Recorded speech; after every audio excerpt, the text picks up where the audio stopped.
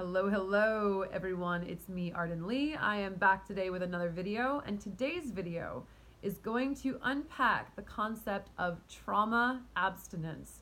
Trauma abstinence is a type of trauma response profile where, as a result of neglect or mistreatment that we've experienced, that we've taken on, we make choices in our lives that do not account for our own needs, and we prioritize the needs of others, even to the extent that we will deny ourselves our own basic needs. So for example, so that was a lot, right? Let's give some concrete examples of that, right?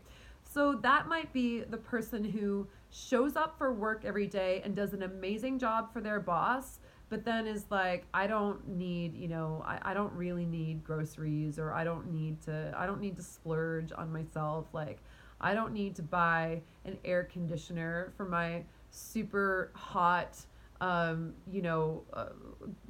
Queens, New York apartment, in the summer heat wave that's, in a pre-war building and unconditioned. That was that was one of mine, right? That was like in my early 20s. It was like a heat wave, and I was like, it's fine. The heat wave will pass before I need to like actually get an air conditioner. And that was just crazy. It was just like, I was, I was like dying. I was like, it's fine. It's just me. My body doesn't really need these things, So if you find that you're denying yourself your basic needs, things like grocery shopping, being like, I don't need to spend the money on that, things like shoes. If you're walking around in like the same beat up pair of shoes with holes in them and you're like, it's all right, like whatever. This is all about the habit of denying yourself basic care, right? So we're going to talk a little bit about how that happens and how we can get ourselves out of that pattern.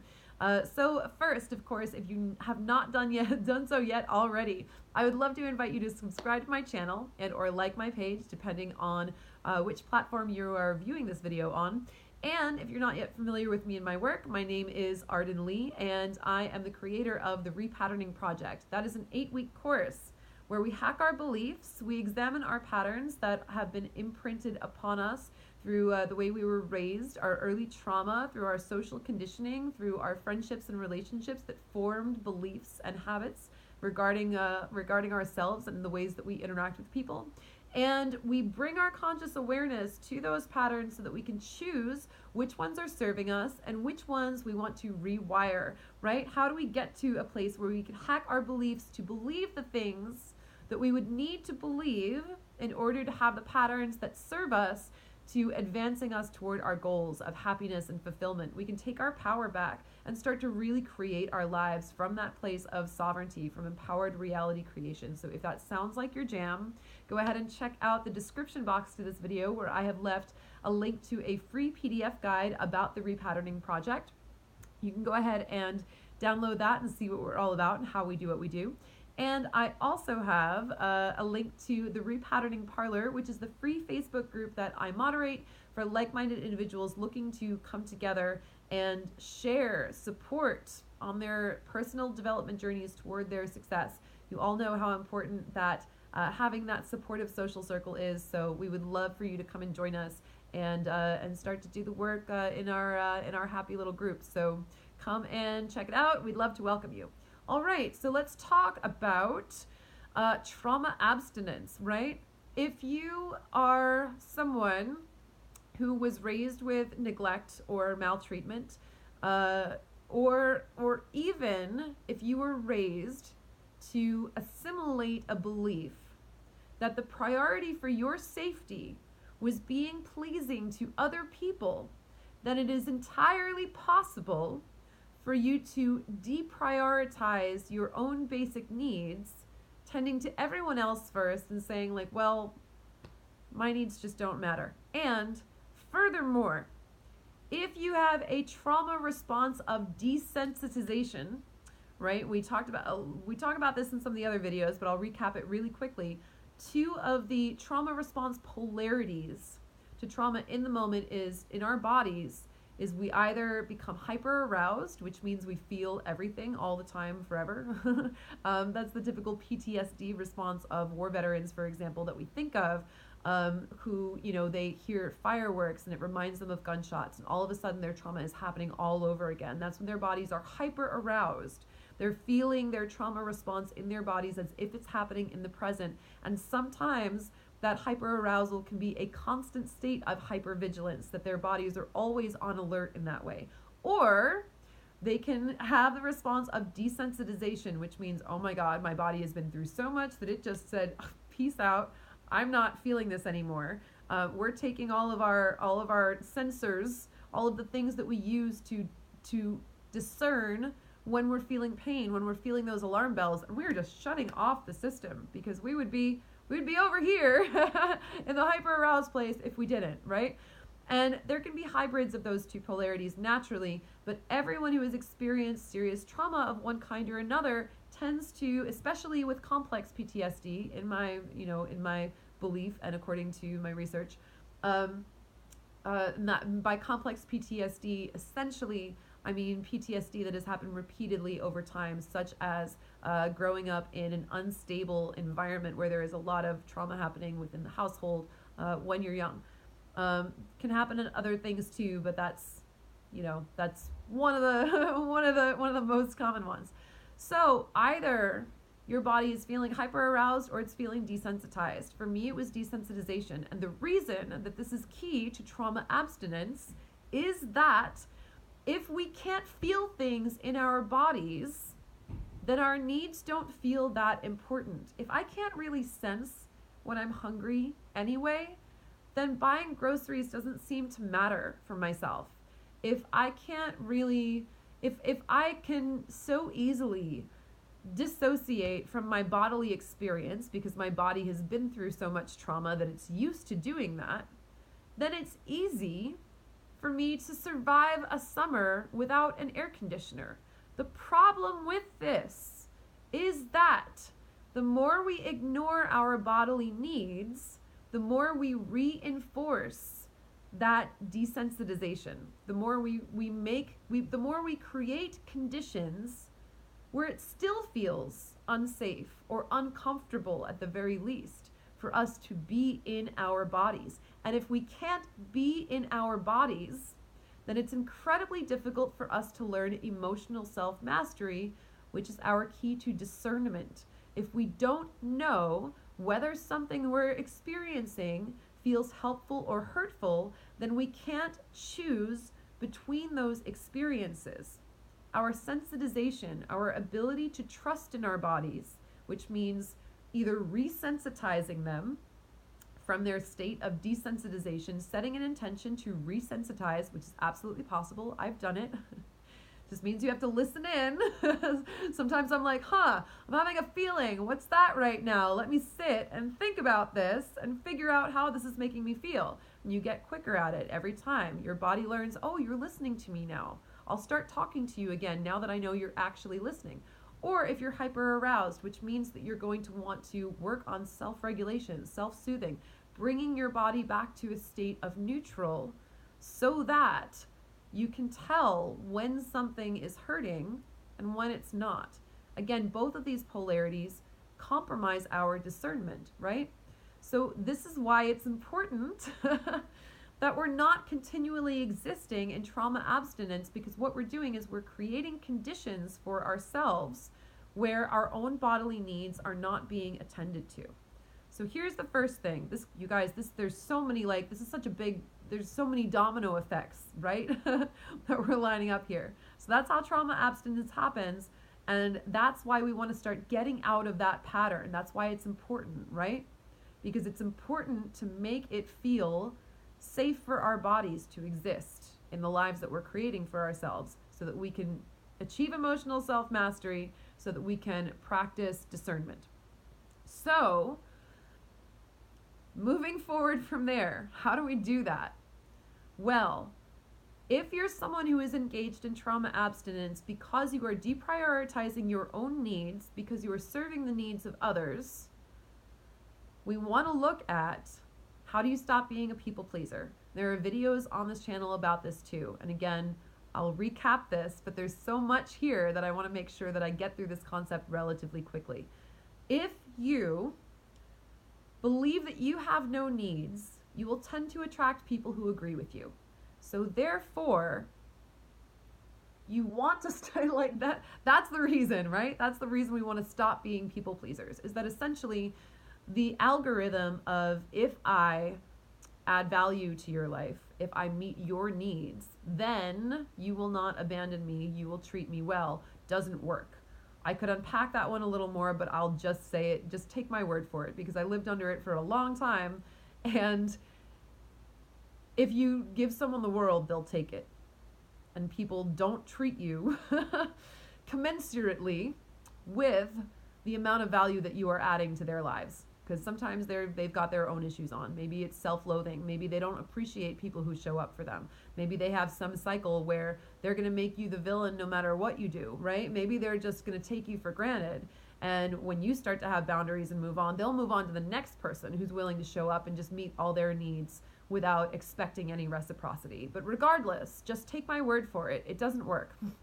So you want to start prioritizing your needs. You want to get in alignment with the idea that prioritizing your needs is healthy for you. When you call back all of that power from your people pleasing, you are going to find all of a sudden that now that you don't have all of these channels and outlets to focus on meeting the needs of other people around you, that all of a sudden you have more bandwidth for yourself. And this is where you can start to get really intentional and really focused on your goals and creating the life that you want for yourself. Because so often our dealing with other people's needs is a coping mechanism for the fact that our needs feel dangerous to us. It's a way of avoiding doing the work on ourselves. Well, if I can just make you better, then that gives me something to do, and I don't have to face my own shit, right? So we're all here because we want to face our own shit. So I'm just gonna make that assumption, first of all, that if you're watching this video, that's probably part of your intention.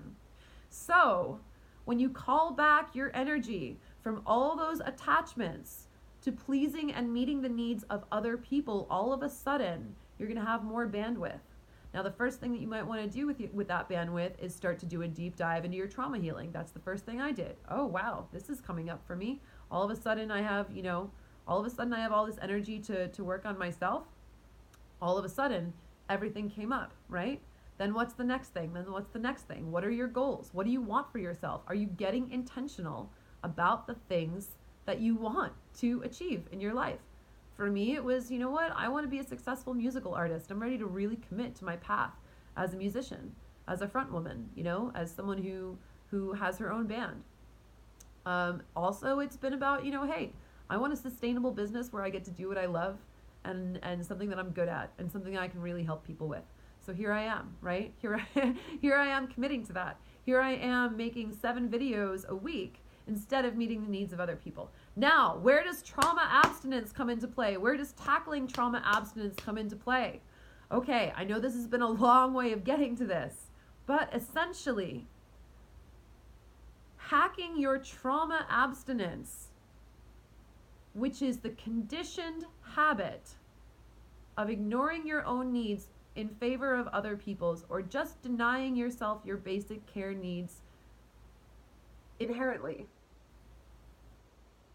Once you start putting your energy toward your goals, you are going to start noticing what your body needs in order to achieve them. Oh, wow. If I want to take myself seriously as a musical artist, well, I'm going to need some money to pay my producers, to pay my musicians, to pay my publicist or whatever, right? I'm going to need to start investing in myself.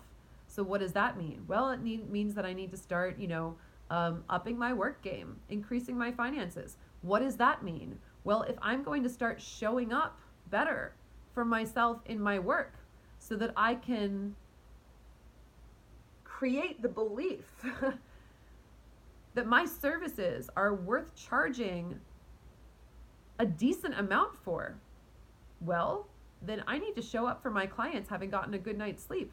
I need to show up having fed myself so I'm not hangry with people on the phone, right?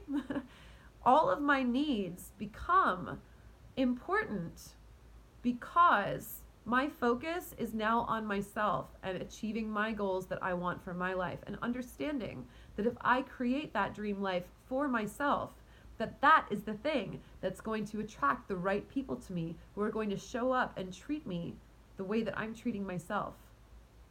So ultimately, hacking your trauma abstinence is about figuring out what you need to show up, to be your best self, to achieve all of the goals that are now your priority, that are now the number one thing on your plate, now that you have let go of keeping people pleasing as your number one priority. That was a lot, right? That was a lot. The hack around trauma abstinence is that when you finally call back your power from other people's approval, from dead-end relationships, from chasing emotionally unavailable people, from being in your patterns of recreating your trauma bonds, when you finally decide that you're done with that and you want to focus your energy on yourself and achieving your goals, then you're going to need to start taking care of your basic needs. Because as you're practicing your emotional self-mastery, you're going to start noticing, wow, what do I need to show up for myself in this manner? If I'm going to be a healthy person, then if I'm going to feel good, I need to be eating healthy food, right? If I'm gonna feel happy and excited about life, then maybe I need to invest in therapy, right? If I need to release trauma, maybe I need to invest in a body worker or a coach or, an energy worker. Whatever modality, most appeals to you, most calls to you. It is when you realize that your state is everything. Your inner state affects, I would even say it drives, the things that you are able to achieve for yourself. And when you make those desired achievements your priority because you're finally putting yourself first and saying, no, this is the life that I want, then all of your basic care needs form the engine that helps you become that person who can do those things. If I'm in a place where I'm grumpy or tired or pissed off and I make a video, you guys, it comes across. I'm sure you've noticed. My best videos aren't driven merely by my expertise. My expertise is a necessity. I need to know what I'm talking about in order to add value. However, if I'm underslept, if I'm hungry, if I don't have an air conditioner, how do you think I'm going to appear talking on camera? How do you think I'm going to be able to transmit that information? It's not going to be good. You guys aren't going to want to watch some grumpy, angry person with no air conditioner trying to tell you how to live your life, right? That just wouldn't make sense. When I'm happy, when I'm in flow, when I feel nourished, that affects everything. So taking care of your state is key, and you'll start to see that when you really start pursuing your goals and noticing when you're able to best show up for yourself and how you feel and what actions you've taken ended up having the result of how you feel. I know for me, there are certain things that I can do if I want to feel inspired. And if I'm, not feeling it on a given day and I'm like, I need a night of rest, then I know I need a night of rest. And I give myself that. Because I would rather take a night off and, God forbid, miss a video, which I don't like doing, But I would rather do that and produce amazing quality content the next day than keep burning myself out and then wondering why I'm never getting anywhere. I could sit down from a place of lack and anger and frustration and try to write a post. It's going to sound angry, you guys. The biggest key for me moving forward on my projects is how I feel. If I try to sit down and start writing my book, I've got a book that I need to write on my plate. If I sit down and I feel anxious, I feel frustrated, I feel not in flow, what do you think is going to come out my fingers when I try to type? It's not going to work. If I take care of myself and I feel good, and I wake up in the morning and go like, wow, I feel inspired today. I feel ready to sit down and write my book. Like that. Just comes out like nothing, right? So you want to harness those moments where you really feel inspired, because that's when you're going to move forward on everything that you want to achieve for yourself, whether it's personally or professionally, you know? So ultimately, that's why hacking our trauma abstinence is really important. It can be difficult for us because even myself to this day, there are things that I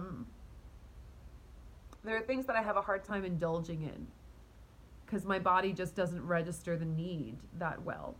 But I've started at the very least to notice, okay, since I'm so focused on my goals, what do I need to feel in flow? And when I start to bring my awareness there, then I start to take better care of myself. Because ultimately, this is about creating the life you want to live, right? And creating a life where you're constantly denying yourself the things that you want and even need at a very basic level is probably not the life that you actually want.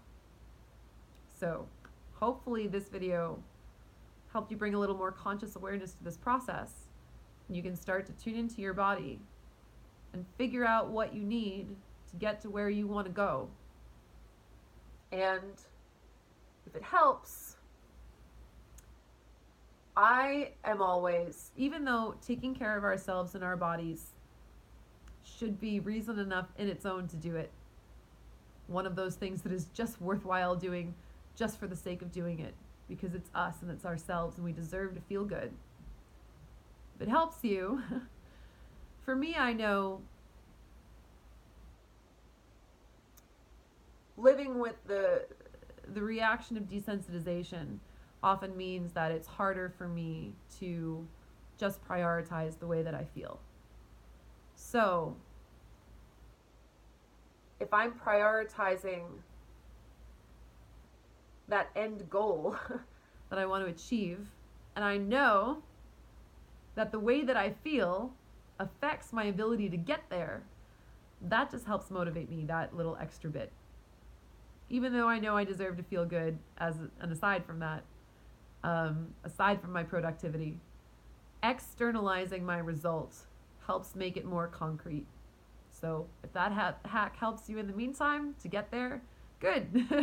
Use that. And then once you're in the energy of that, realize that you can take that goal away. You can achieve whatever project you want. You can have that off of your plate, and you still deserve to be taking good care of yourself, because we get one go around on this planet, you guys, and we might as well try to be in that fun flow state as much as we can, because that's where that sweet spot is, and we deserve to be there. Thank you guys for listening. Hope this was helpful. I'll see you next time.